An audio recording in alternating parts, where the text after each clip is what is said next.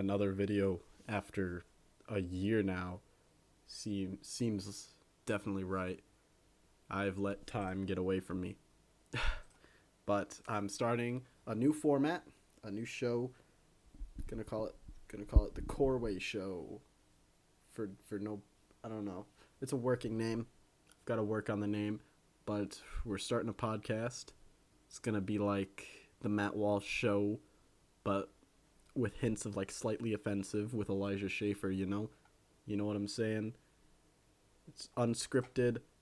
I mean, obviously I have a plan. I know what I'm doing, but it's unscripted. Hopefully one day I'll be able to have guests on. My internet is shit, but one of these days, we'll get an upgrade. You know what I'm saying? So let's get into the news. I got three topics here, 3 topics, 4 articles from the Daily Wire that interested me. We got, FedEx losing. Whoa, what are the headlines here? We got FedEx losing $470 million due to labor shortages. Harris being a retard, and the other one, the former vice president being a retard. What else is new? So let's get into it. From the Daily Wire, worker shortages cost FedEx $470 million. The article reads, FedEx took a $470 million hit in its most recent quarter due to rampant labor shortages. Although FedEx's revenue was up nearly $3 billion to $23.5 billion in the quarter ended November 30th, its adjusted income was essentially unchanged. First off, I think we're being a little nitpicky, right? To make fun of some half billion if they're raking in 20 billion in a quarter. In a quarter. I didn't think FedEx made that much, but it makes sense. They're the Federal Express, they go all the way around America. So that's interesting. I didn't know that before reading this article here. So it's not that interesting coming from FedEx. I don't really care about FedEx. We got UPS and Amazon trucks too, but 470 million gone because of labor shortages. And later in the article, it reads, the labor shortages are by no means limited to FedEx. According to the Department of Labor's most recent job openings and labor turnover survey, which analyzed data from October, there are more than 11 million job openings in the United States, exceeding the number of people actively searching for work by 3.6 million. 3.6 million more job openings than are looked for. Now you can make the false equivalency and say that, hey, this is good. We've got lots of jobs available, right? But you have to have a population that wants to work and fill the jobs. Because if we have jobs that aren't filled, this many jobs, 3.6 million, that cannot be filled because not that many people are looking for work. If we have 3.6 million that aren't worked, basically, then our economy is 3.6 million people weak. And the companies, in general, our nation, our state, is going to work 3.6 million times less efficiently. That's assuming every person can provide some sort of efficiency, which we all know that sometimes companies hire too many people. More people than are needed to do the job. I know that's true for the place I work at. But still, that is a shocking statistic. 11 million job openings. I mean, good job, Biden. He made jobs. That's crazy, right? Who would have thought? 3.6 million. I can't get over that number. I don't even know what like 100,000 people would look like, but 3.6 million. So really, what does this come from? Why are there 3.6 million surplus job openings? I don't know if that's proper technical terminology. I'm not a jobologist. What we see it's from is the lockdowns of last year, and from my own theorizing. This is my own theorizing. Again, I'm not a jobologist. What are they called? They're called economists. I'm not an economist. No, jobologist. First t-shirt design. I'm not a jobologist, right? But so all these companies shut down. Our whole economy shut down last year, and it's that Biden wasn't even president, right? That was Trump. That was all Trump. Our whole economy shut down. All these businesses were shut down, so people were forced out of work. So reasonably, there's gonna be no jobs. No one's gonna have a job. Unemployment spiked. We saw that. And now our economy is quasi-open, unless you live in a retarded state like California, New York, right? Our economy's starting to reopen. So it's not that new jobs are being created. It's that old jobs are being resumed. And so many people cozied up to unemployment over the coronacation that now they don't want to go back to work. So those are basically people who are permanently removed from the workforce until unemployment benefits are drastically decreased, welfare benefits are drastically decreased. So that's my own theorizing. A lot of it has to do with technocratic, bureaucratic ruling with the coronavirus pandemic, the Chinese virus. Because of that, that's what we see. You shut down businesses, this is what you get when you shut down every business in a country for months. People won't want to get back to work. Provide them with the equivalent of a $15 wage per hour, right, in unemployment, and they just sit at home and do nothing. I wouldn't want to go to work if I got paid $15 an hour to sit at home, right? But I get paid $10 an hour to make sandwiches. So I'm damn happy of that. I work for that money. Right? And I think our population needs more of that drive. Because, like The Rock says, it's about drive. It is about power. Like that one annoying girl at my work says.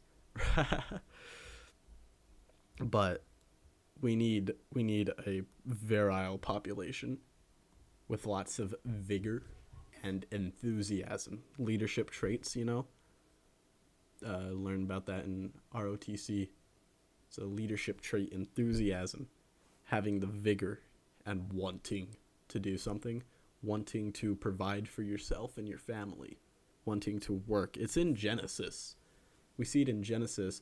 God said, as punishment, the man will have to work and toil to provide his whole life. And I think we need a generation of people who see that and know that as men. It's inherent in all of us, but not many of us these days recognize it consciously and make the decision to want to work. Too many of us are sedentary, per se, and it's not a great lifestyle. I'm 15 years old, and I don't want to be sedentary. I don't want to sit around all day. I did that for 14 years of my life. I won't do it for another year until I'm 70. Maybe until I'm 80. Our senior marine instructor for ROTC, he's 80-something years old. He just got hip surgery, and he's still working. He's still going. He's a retired Marine. He still coaches cross country, or is it track and field? It's one of those. He coaches that, and he coaches the drill team. And I'm assuming he's on Rifle and Cyber Patriot too. I've never been to those. But he's still kicking, and he's 80. That's what I want to be. That's the example that I want to see. And that's what I believe every man should want to do. Work until the day they die. And I think that's a beautiful thing, and it's an honorable thing. Let's get into the next article. We have, guess what? This is a real shocker here. Kamala Harris, Vice President of the United States of America, as I should say, the Honorable Miss Harris is being retarded. Right. There's a certain irony to that statement that I just had to say it. It's funny. But this article from the Daily Wire, again, I'm sorry all my articles today are from the Daily Wire. I woke up this morning and said I wanted to record a show. So I just went to the Daily Wire because they're generally pretty good about their shit. So we've got Harris admits admin has, quote, not been victorious, end quote, in fighting pandemic. Quote, we didn't see variants coming. From the article, Democrat Vice President Kamala Harris admitted during an interview this week that the Biden administration has not been successful in fighting the coronavirus pandemic. Well, obviously, you can't fight a pandemic. It's not a Taliban Afghanistani. Oh wait, we lost that war too. It's the Biden administration has not been winning many wars lately. From Kamala Harris, quote, we didn't see Delta coming. I think most scientists did not, upon whose advice and direction we have relied, didn't see Delta coming, end quote. Harris told the Los Angeles Times in an interview.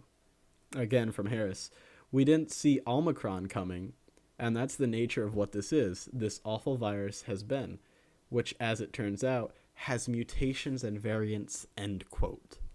Wow. Vice President of the United States just now realizing that organic, I don't know how to word this because I'm not a virusologist. That's what this show is going to be. It's just going to be me saying wordologist the whole time. I'm not a virusologist, but organic little guys, right? That's what we're going to call them. Little guys. Little creatures with DNA and stuff. Living things. Let's call them living things. Even though there is a debate whether viruses are living or not. I don't really care about that debate. I'm going to call them living for the purpose of this argument. But little living guys. Anything with DNA mutates and has variations. This is literally basic biology stuff. I think I learned it last year in 8th grade. When they talk about DNA replication, there's always a chance that replication will go awry when one amino acid will be another amino acid, whatever. I'm not 100% on how that works. I'm not a DNAologist. I know that one. That's a genealogist. Something like that. But I'm not very well versed on genealogy, but even I know that there are mistakes in replication and translation and transcription, blah, blah, blah. We're living things. Oh, God, I sound like Greta Thunberg with my blah, blah, blahs. But we're living things, and viruses are, for the purpose of argument, viruses are living things, and they replicate their DNA, and whether it be through radiation, acidity in the environment, whatever, there are so many things that could mess with the proteins in the DNA that'll cause it to change a little bit. And this is how the theory of evolution works. That there's a little mutation, and that mutation proves beneficial to the survival of the organism, so that mutation stays, and it was a bug, but now it's a feature. That's basic theory of evolution, provable theory of evolution, too, right there. We see that all the time in nature. Little change. And that's what we see with this Omicron, whatever you want to call it. I don't care. I'm not Greek. But so it's more transmissible but less deadly. That's basically the goal for a virus, because when it's more transmissible, when it's more transmissible, the virus duplicates more. There's more virus. That's what the virus wants. It wants to exist more and spread more. And So it makes sense. I don't see how you couldn't have seen a mutation like this occurring with a common respiratory illness, which is what SARS-CoV-2 is at this point. That's also what Schaefer calls it. That's not my original word, common respiratory virus, right? Okay. But it's frustrating. This is frustrating. Oh, God, I should not be a politician. But that's how mutations work. The virus wants to propagate. So I don't see how she says that she relies on the knowledge of the scientists, and that literally, quote, I think most scientists did not see Delta coming. Which, I mean, yeah, you can make the argument, of course they didn't see the specific variant coming. They didn't see the specific mutation, but they could have made a guess that it would mutate, because that's the nature of viruses. That's the nature of all living things. They mutate and they change over time. And something with such a high reproductive rate, it's going to mutate faster and more than most things, right? Like the human organism is not going to mutate and change as quickly as a virus, because humans take forever to reproduce, right? But viruses, like, they reproduce daily, right? They take hours to spread and be big number, right? Again, I'm not a virusologist, but that's what we see with viruses. That's what we see with gnats. Gnats have a high reproductive rate, and we can get them to take on certain genealogical traits by poking and prodding at the right little things. And that's cool. That's what science does. And I think that's awesome. These are not scientists. Whoever Miss Harris is talking about, they are not scientists. If they could not foresee a variant coming up. The flu virus has so many different strains and variants. The common flu, the common cold. That's why your flu shot is something like 30% effective, because there are bajillions of different variants of it. But these scientists did not see that coming, for whatever reason. Flu virus, there's a new variant every year. New strain of it. That's why they have to have a different flu vaccine every year. But coronavirus, oh no, we made it in a lab, right? So these human constructed things, they're not supposed to change. But, you know, if humans make life, then it will behave as life. So, yeah. That's about my 2 cents on that. The article in which it elaborates on how much Harris is retarded, it says Harris's approval rating recorded at an abysmal 28% last month is the lowest number ever recorded for a vice president, and the numbers are even worse when considering that the administration has been in office less than 1 year. Obviously, Daily Wire is a right-wing publication, so they had to throw in that little blurb at the end. You know, the numbers are even worse, blah, blah, blah. I'm not too concerned about that, but it's true. It is true that those numbers are horrible. 28%.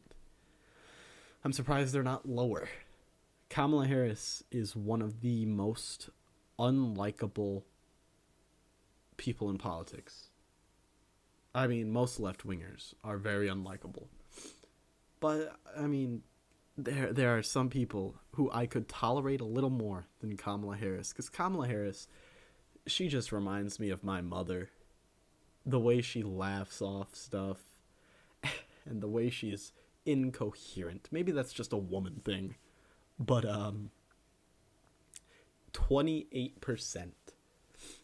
And it's the lowest ever recorded for a vice president. If that is true, which I haven't fact-checked it, and I don't desire to fact-check it, because it sounds about right,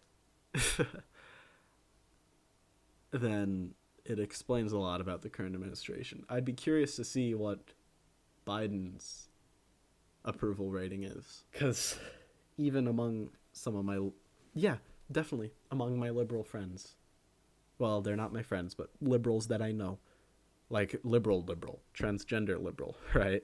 They don't like Biden. They don't like Biden. He's also very unlikable. So this duo, Kamala Harris and Mr. former Vice President Joe Biden, they are bad. It's bad for America. America is a joke. I wouldn't be surprised if World War III happens because Biden's on a summit with like Putin and he shits his pants. That would be the kind of thing. That would be when the nukes start flying. Yeah. That's crazy. This show is going to be me saying that's crazy just in a really dismissive way. That's crazy, guys. That is crazy, though. It is crazy. Our administration is crazy. And hopefully 2024 brings change. Next year, the midterm elections. Hopefully something happens. I don't know. I'm not saying I hope civil war happens. But I mean, maybe it would be good for us. So there's news. There is news from the Daily Wire. Big surprise. News from the Daily Wire about the vaccine mandate. I'd be surprised if the Daily Wire doesn't have an article about the vaccine mandate every day, because that's really good publicity for them. You know why? Because they're suing the federal government.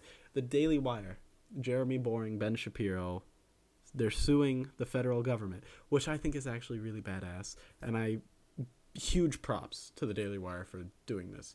It's over Joe Biden's. Can you call it Joe Biden? Yeah, it is. I will call it Joe Biden's vaccine mandate.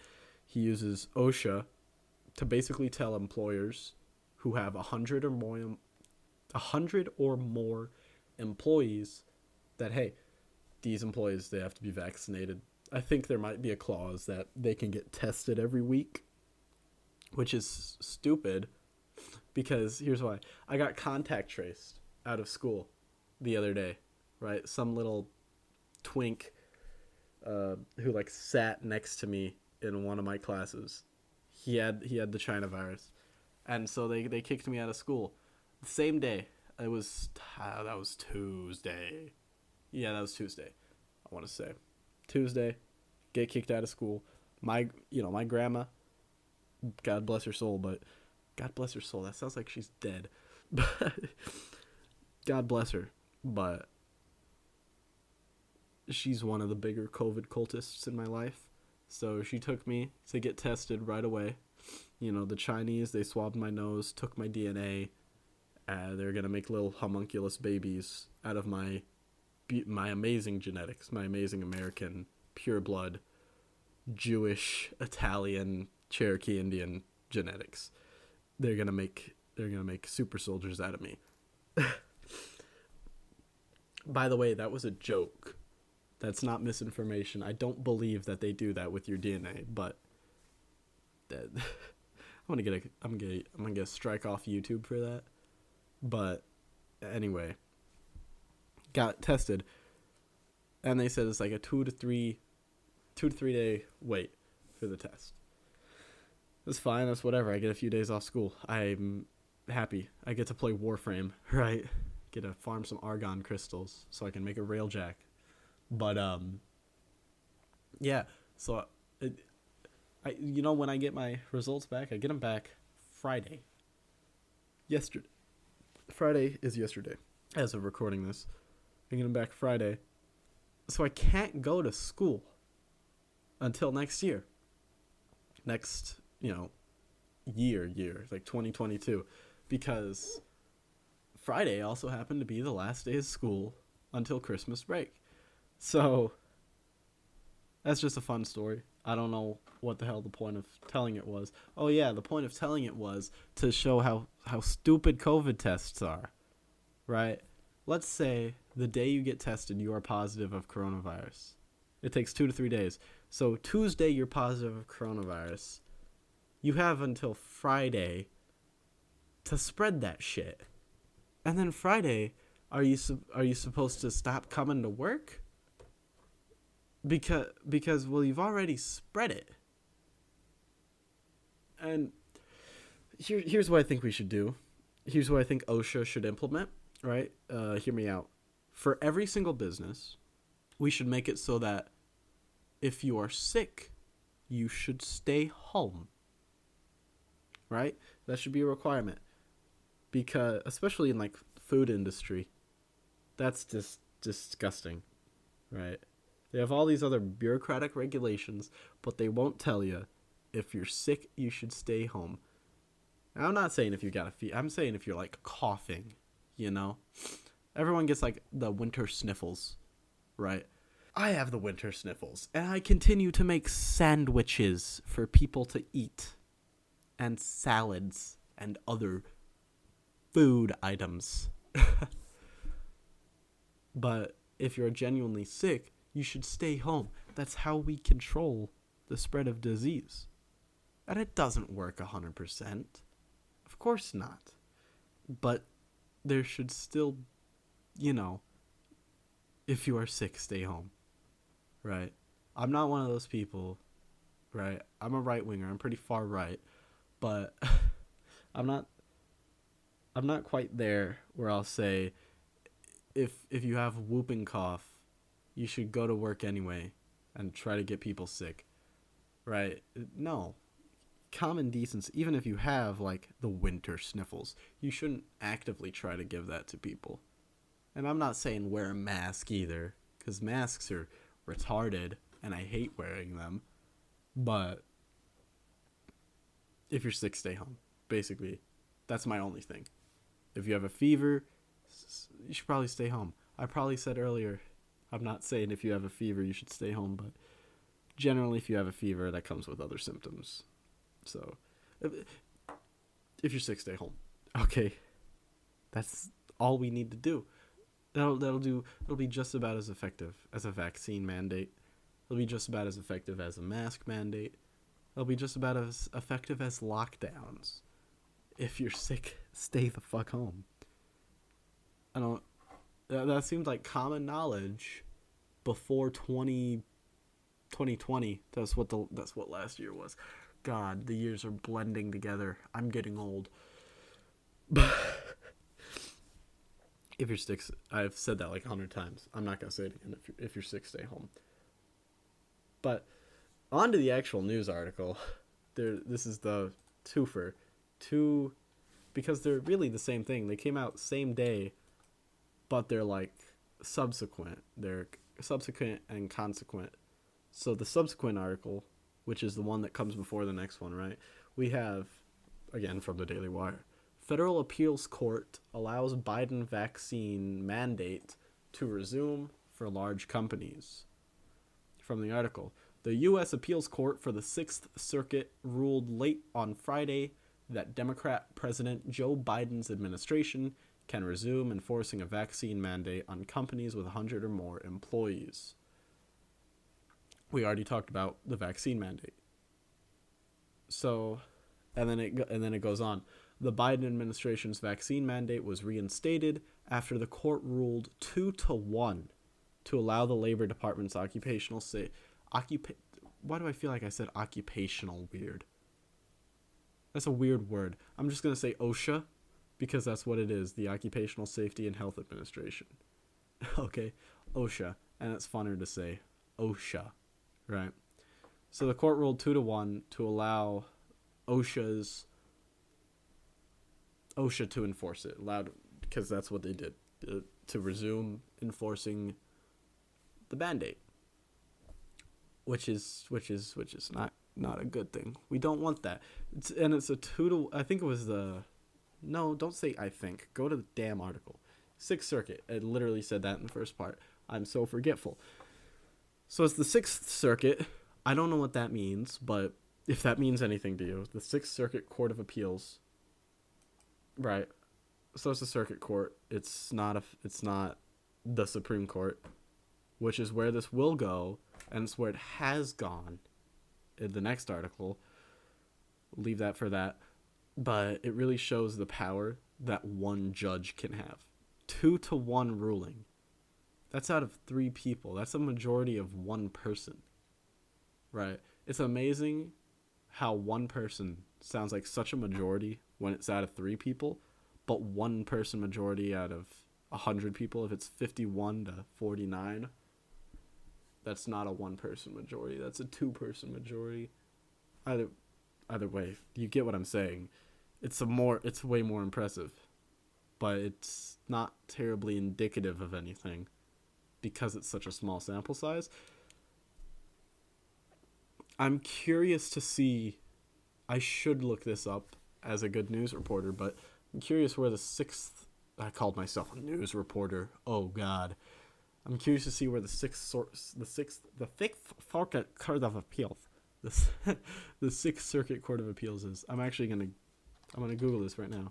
Where is the Sixth Circuit Court of Appeals? Because that could say something about local politics. Cincinnati, Ohio. I was not expecting that. Oh well, I guess that makes sense. So, okay, from Google Image. So the Sixth Circuit consists of Tennessee, Kentucky, Ohio, and Michigan. That's really interesting. Well, it makes sense because that's where Daily Wire is located. Daily Wire is located in Nashville, Tennessee. I'm a big fan of Daily Wire, if you can't tell. But so they're located in Tennessee. Tennessee and Kentucky are very red states. Ohio's kind of purple, but I think they're a little more red. I'm not certain about that. I'm not certain about like the 2020 results. Michigan's a battleground state. I mean, they got a lot of blue collars, but so I'm surprised. They have a 2-1 majority. And maybe that's like more liberal Republican judges, because those do exist. Well, I mean, to say Republican judge, judges are not partisan. They're not supposed to be partisan, but they are. They're people. It happens. But it's interesting to see. Interesting. So it's located in Cincinnati, but so basically, I don't know. That's just the geographer in me trying to find out some sort of connection. Miss my geography teacher would be proud of me. But so that's really interesting, I think. I don't know. I like maps. Maps are really cool. I should download this map and put it up. I'll do that later. But so yeah, we've got that. The Sixth Circuit Court of Appeals ruling 2-1.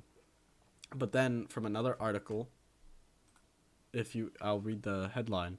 27 business groups file appeal taking vaccine mandate fight to Supreme Court. Now this is what we want to see.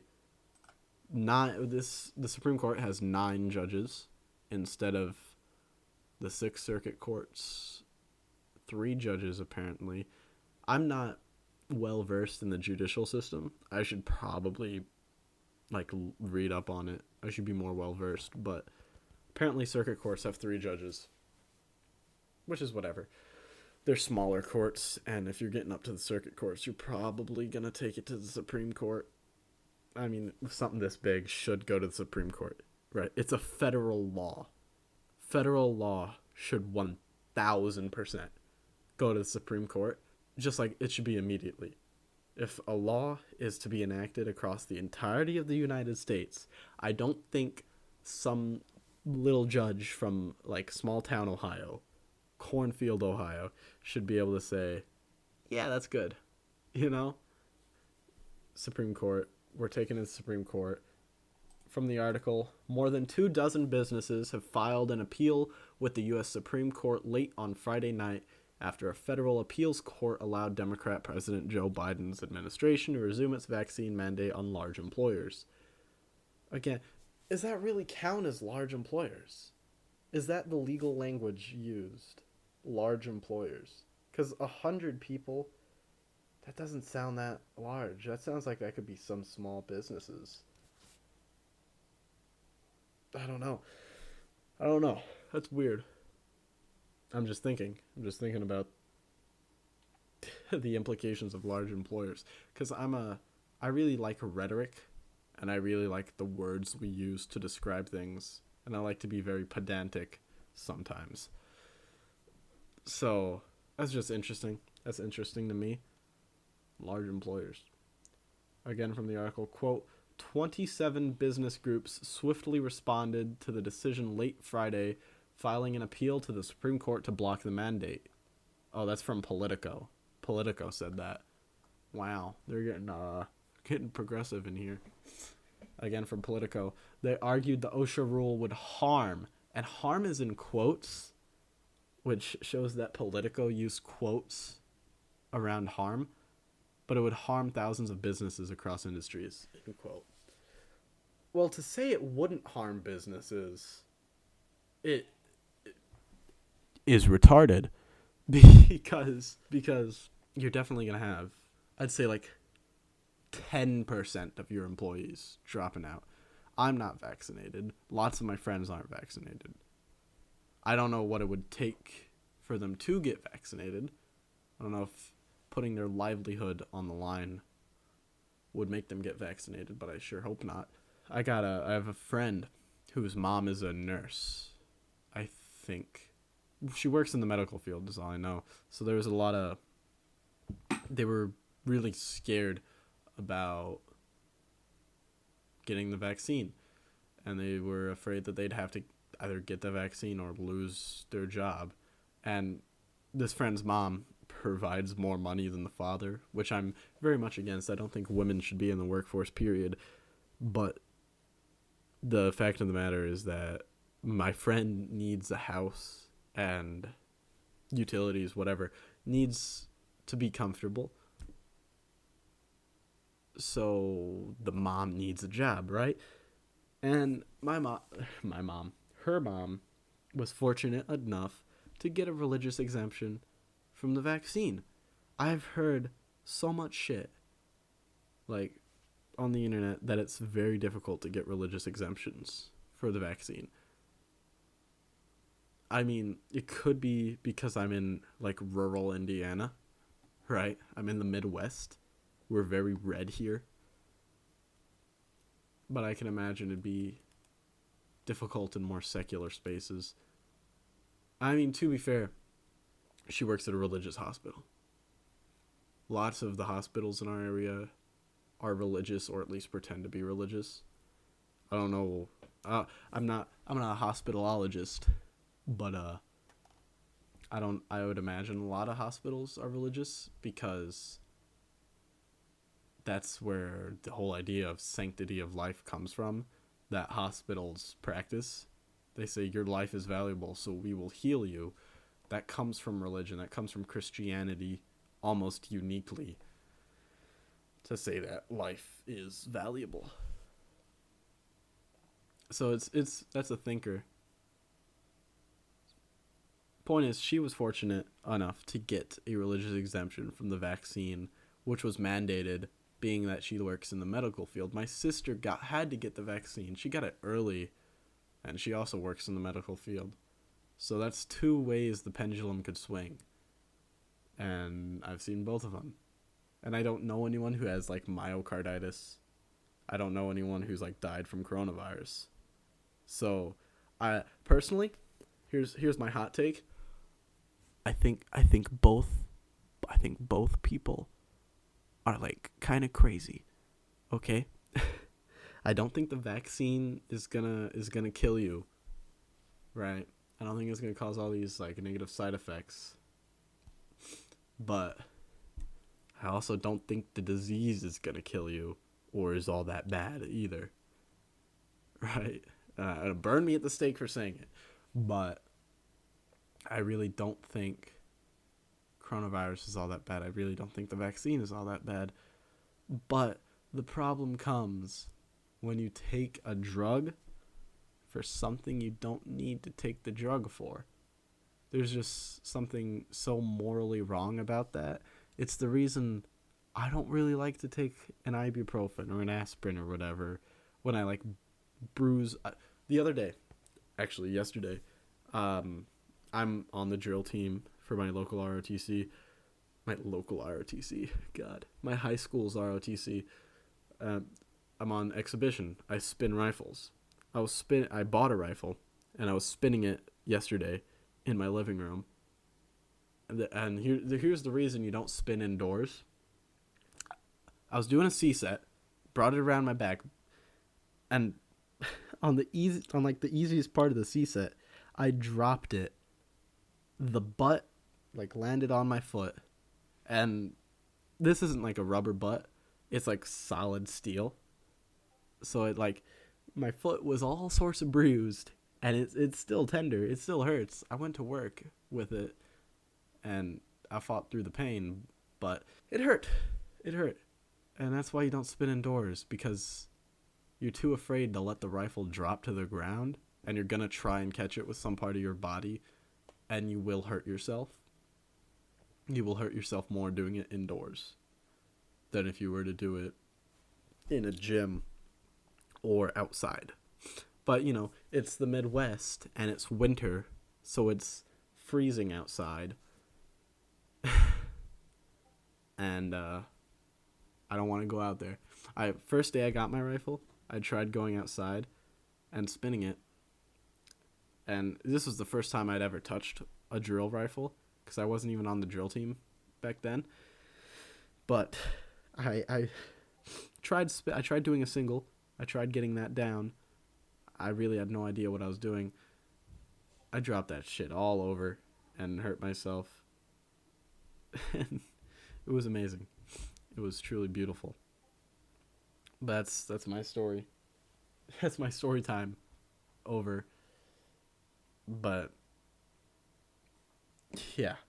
So the point I was trying to make is that I hurt myself a lot, and I don't like to take drugs for it. I don't like to take like aspirins or ibuprofens to mitigate whatever, because I don't know why. There's just something wrong about that. And I feel that same wrongness when it comes to the vaccine mandate, whatever, the coronavirus vaccine. I don't want to take a drug for something I don't have to take it for. Because that's just wrong. That's stupid. And it's wasteful. If you're obese, like I used to be, if you're obese, take the damn shot. Right? You're probably going to die from like a heart attack either way. If you have like, I don't know, lupus or MS or some other autoimmune disease, probably get the shot. You should probably get as many vaccines as you can. Like take the Ebola vaccine, even if like you're probably never gonna get Ebola, because it's like your immune system's so fucked at that point. My mom has MS. I mean, she's also retarded, but that's what I have to say about that. So, my final opinions, my final words. I think the coronavirus outrage is stupid. I think the vaccine mandate is stupid. I think mask mandates are stupid. I go to school, right? I go to high school, and they make us wear the masks all day long. And it's so annoying. It's so god dang annoying. I never wear it. I try my hardest to not wear it whenever I can. Walking down the hall, I do that little thing. I pull it below my chin. I'm wearing a little chin diaper. And I'm super badass, right? Most of the times I have it below my nose. I have like one teacher who like will really hound dog you about it. It's an English teacher, of course, and she has a really thick Polish accent. So, for a Polish person, you'd think the Polish wouldn't be too kind to authoritarianism after a certain world war. Yeah, after a certain angry mustache man hurt them a little bit. You'd think they'd be a little freer, but no. Then again, she's an American Polish. My least favorite kind of Polish. I like the Polish. Fucking Poland is awesome. That's gonna be America Part 2. You know, a lot of people are talking about making Washington D.C. a state, making Puerto Rico a state, buying Greenland, making that a state. We should make Poland a state. We should annex Poland. We should pull an Adolf Hitler. That sounds so fucked. We should pull an Adolf Hitler and take Poland, because Poland's really badass and based and red pilled, and I love Poland. Hungary too. Let's take Hungary, and like parts of Russia. Let's just let's become the British Empire. You know, again. I don't even know what the hell I was talking about. That made me think about. That made me talk about whatever the hell I just talked about. That's end of story. End of story. Coronavirus, bad. Well, no, coronavirus, virus, and politicians, bad. All right. I know this was a really like milk toast episode. Hopefully, I can over the next week. I'm gonna make this like a weekly show. I'm gonna try to. I can find some like really like racy articles, because I really like talking about like gender and sex and that shit. And so I wanna get that. I love that. I love that. It just gets me fired up. Abortion too. Oh, if I tell another fucking middle school story, then I'm gonna run over like 3 hours. So I'm gonna cut this show off here. If you liked it, I don't know why you did like it. It was just me rambling, me ranting about 4 news articles for like almost an hour. I don't know how I did that. So like the video, subscribe so you can see like the next one whenever the hell it comes out. And God bless you and God bless America.